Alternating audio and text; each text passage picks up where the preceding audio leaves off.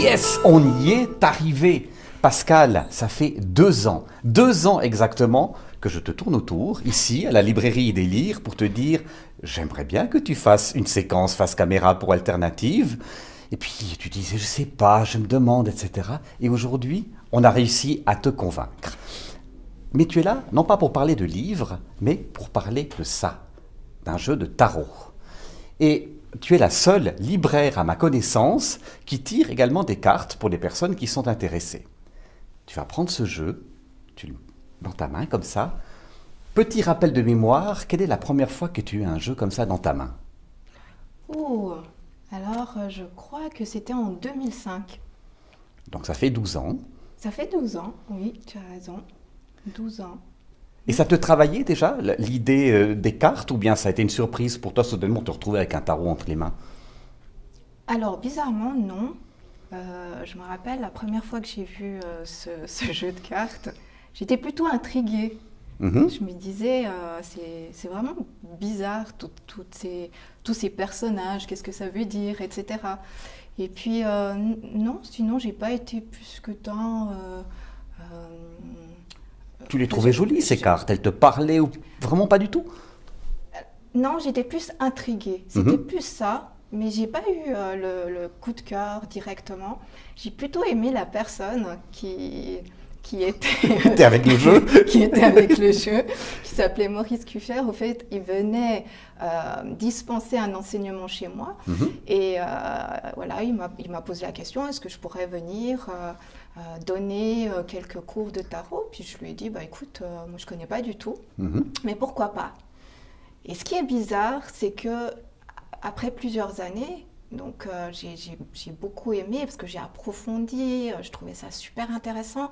Et puis au bout de quelques années, j'ai appris que ma grand-mère avait toujours un tarot dans son sac.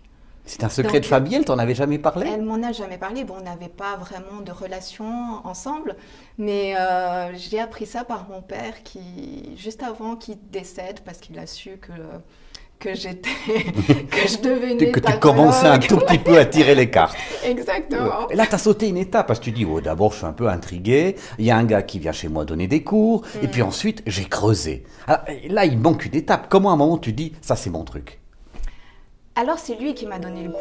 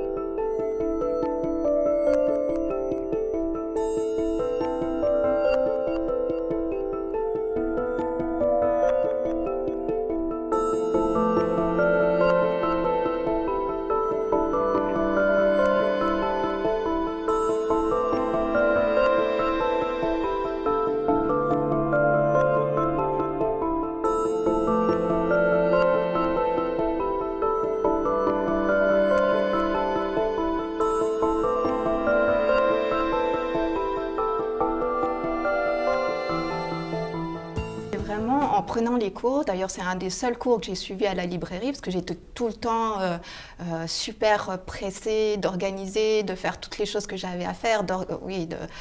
Et là, ce cours de tarot, j'avais envie de le suivre, bizarrement. Et c'est vrai qu'il m'a donné le goût. Je me suis dit, ce vieil homme plein de sagesse s'intéresse à ce genre de choses.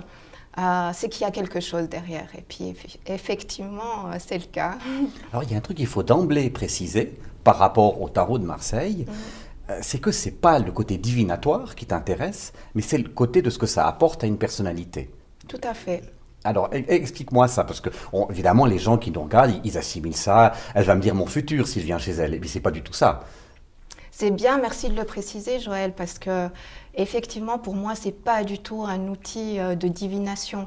Bien au contraire, le tarot est tellement riche en symbolique, il y a tellement de choses. C'est vraiment un outil de développement personnel. En tout cas, c'est comme ça que je l'utilise. C'est un retour à soi. c'est un livre d'images qui peut dire tellement de choses. Et si on arrive à se connecter vraiment à l'intérieur et de les prendre presque comme un outil de méditation, eh bien, une lame peut te dire tellement de choses que, voilà. Alors ça, tu m'as scotché. Je suis venu t'écouter au Tchable, tu as donné une conférence, et soudainement, toutes les cartes étaient filées au-dessus de toi, et tu disais, alors ça veut dire ça, ça veut dire ça, ça veut dire ça. Et moi, j'étais là, avec la mâchoire qui descendait, mais je dis, moi, tu mets ces cartes-là, ça ne me parle pas, ça ne me dit rien. Combien d'années pour arriver à une telle sensibilité? Alors c'est long, c'est vrai, au début, moi j'étais beaucoup dans le mental, énormément. J'avais envie de comprendre pourquoi ce côté était bleu et pas rouge, etc. J'avais envie de savoir pourquoi la tempérance avait une fleur rouge dans les cheveux, etc. Et puis finalement, je me suis dit, c'est pas comme ça que je dois l'appréhender, absolument pas. Donc il faut vraiment aller plus bas, c'est-à-dire de passer du mental à la sphère animique et d'aller vraiment dans son ressenti. Et ça prend du job parce que c'est vrai, quand on est assez mental, on a envie de dévorer le maximum de livres, on a envie de suivre tous les cours, tous les ateliers, etc. Est-ce que tu as fait? C'est ce que j'ai fait, bien sûr. Je suis passée par tout ça. Et un jour, ça a été le déclic.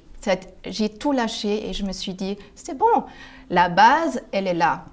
J'ai donné ce que j'appelle le bout de gras à mon mental, donc j'étais satisfaite et là, je pouvais passer à autre chose.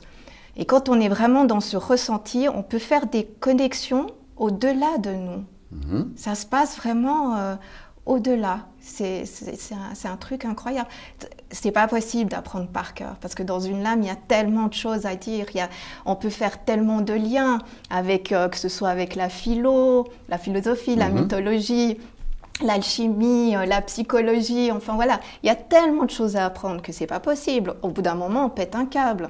Donc, le but, c'est vraiment de se dire, voilà, par rapport à la question de la personne qui vient consulter, voilà, quel est mon ressenti par rapport à lui et à elle, pardon, et puis par rapport à mon jeu, quoi. C'est ça. Mais c'est génial parce que tu as des connaissances générales en la matière qui sont quand même passablement cossues, hein, en dehors même du jeu. Tu sais très bien conseiller les gens qui viennent dans ta librairie. Et tout ça, tout ce stock, tout ce que tu as eu, ça te conduit à ça. Voilà, oui. Alors, il y a aussi un petit moment, d'abord tu le fais, je suppose, un peu dans ta sphère privée, quand tu commences à tirer, et il y a quelque temps, pas si longtemps que ça, tu dis, maintenant, je vais dire à ma clientèle que je le fais. Ça a été facile à franchir, cette nouvelle étape? Non. Au début, je l'ai vraiment fait qu'à ma famille, mes amis proches. Et non, ça n'a vraiment pas été facile parce que je me disais, au fait, ma grande peur tout le temps, ça a été de prendre du pouvoir sur l'autre. Parce que je voyais très bien que c'était un outil puissant. Et je me suis dit, mon Dieu, quelle humilité il faut avoir pour tirer les cartes. Est-ce que je vais en être capable? Donc, ça a été difficile. Je me suis dit jusqu'où est-ce que la ligne, elle est tellement mince, tellement ténue, on peut tout de suite prendre du pouvoir sur l'autre. Donc ça a été très difficile. Donc chaque fois que je faisais une consultation, je me remettais en question. Je voulais avoir le feedback de la personne. Je voulais savoir qu'est-ce qu'il en était, qu'est-ce qu'elle avait senti, ressenti, comment elle se sentait, de quoi elle avait besoin, etc. Et puis finalement, quand j'ai vu que non, finalement, ça leur faisait du bien et que je pouvais vraiment aller là-dedans et que je pense que j'avais cette sensibilité qu'il fallait. Du coup, j'ai pris confiance en moi et le but pour moi, c'est vraiment d'amener la personne à une étape supérieure. Voilà, j'en suis là dans ma vie. Qu'est-ce que je peux faire pour aller... Qu'est-ce que je peux transmettre aussi aux autres? Oui. Parce que je suis venu chez toi, hein, et tu n'es pas du tout indicatif ou directif, tu parles de ce truc d'ascendance, c'est pas du tout le cas, tu donnes des pistes. Après, libre à nous d'y aller ou de ne pas y aller, quoi. Tout à fait. C'est un peu comme ça que tu le sens aussi? Oui, mais exactement. Au fait, ce que j'ai envie, c'est d'ouvrir un champ de conscience qu'on n'aurait pas. Au fait, les personnes viennent me poser des questions, mais elles savent déjà la réponse. C'est juste donner une petite étincelle supplémentaire pour pour peut-être avoir plus confiance en soi, et puis deux, ouvrir un champ de conscience auquel on n'en avait peut-être pas pensé avant la consultation. Donc voilà, j'essaie d'ouvrir au maximum. Et puis après, on partage, on peut aller plus loin. Après, ça, c'est la première consultation. On peut faire des suivis, et puis là, on va beaucoup plus loin. Mais dans la première, notre premier rendez-vous, c'est vraiment ça. Tu te le fais pour toi aussi, je suppose. Bien sûr. Donc je sais que tu t'es tiré ces cartes pour faire cette séquence. Exactement. Elles t'ont dit quoi, les cartes? Elles m'ont dit, vas-y. Et tu le regrettes? Non. Zut, j'ai pas ici mon coup, je voulais tout faire pour que ça soit la première et la dernière. Quoi que je te dirai à la fin. Et quand tu as les retours des gens qui sont positifs, merci Pascal, j'ai eu des indications, ça m'a permis d'aller dans cette direction, tu dis, zut, j'ai réussi mon coup? Je devrais. Eh bien non, hein. Il y a maintenant, tu t'es fait ton monde ici, il y a ces consultations, tu as ta librairie. C'est évident d'équilibrer tout ça? Pas toujours, mais je remarque que c'est là où tu mets ton énergie que la chose se développe. Et j'ai des moments où je vais mettre mon énergie dans les livres et par d'autres moments dans l'organisation. Et là, actuellement, je suis plus dans mes consultations tarot. D'équilibrer tout ça, non, c'est presque pas possible. Heureusement que j'ai Roland qui m'aide, mais c'est vrai que d'un côté c'est bien parce que du coup c'est pas ennuyeux et je peux je peux passer d'une chose à l'autre et c'est toujours très intéressant. J'ai une dernière question avant de te libérer. Elle est basique, j'aurais dû la poser d'emblée comme ça, mais tu as choisi le tarot de Marseille. Il y en a plein d'autres, des tarots qui existent. Tu en vends d'ailleurs, je le suppose. Pourquoi lui? Quel est son atout, sa différence par rapport à d'autres? Eh bien, pour moi, c'est le tarot de Marseille, c'est vraiment la base. C'est le tarot qui est le premier tarot qui contient toute la sagesse du monde et où on y découvre vraiment toute la symbolique, tous les archétypes, etc. Les autres sont venus par après. Donc des villes plagiaires, quoi, des copies. C'est ça, oui. Bah, pour moi, c'est ça. Après, c'est ce que je dis toujours. Les gens me disent, mais je commence par lequel? Je dis, commencez par celui-là. Après, vous pouvez prendre d'autres et puis ça sera bien plus facile pour vous. J'ai une proposition très malhonnête à te faire. Elle va te plaire, j'en suis sûr. Est-ce que tu serais d'accord qu'on examine par la suite, dans une série sur Alternative, bien ces cartes, qu'on les regarde, qu'on explore leur signification et qu'on aille à l'intérieur de leur secret? Alors moi, quand je commence à parler du tarot, je ne peux pas m'arrêter, donc ça serait avec un grand plaisir. Le défi est relevé. Ça marche. Pascal, je te remercie beaucoup et le rendez-vous est pris. Et ça sera une série sur Alternative, ne loupez pas. À la prochaine. Merci Joël. Merci.